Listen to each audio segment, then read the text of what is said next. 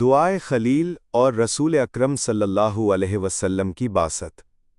کبھی مکہ کی وادی میں ایک نبی نے ہاتھ بلند کیے اور ایک عظیم دعا مانگی، اے ہمارے رب، ان میں ایک رسول بھیج جو انہیں تیری آیات سنائے، کتاب و حکمت سکھائے اور انہیں پاک کرے۔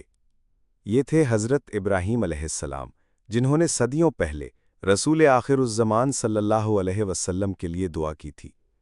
وقت گزرتا گیا، صدیاں بیت گئیں، حتیٰ کہ وہ دن آ گیا جب غار حرا میں خاموشی ٹوٹتی ہے اور وحی کا نور دنیا کو جگمگا دیتا ہے۔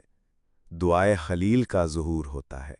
وہ ہستی جو انبیاء کی دعاؤں کا حاصل تھی، وہ ہادی برحق حضرت محمد صلی اللہ علیہ وسلم تشریف لاتے ہیں۔ آپ صلی اللہ علیہ وسلم نے وہی 4 کام کیے جن کا وعدہ خلیل اللہ نے کیا تھا۔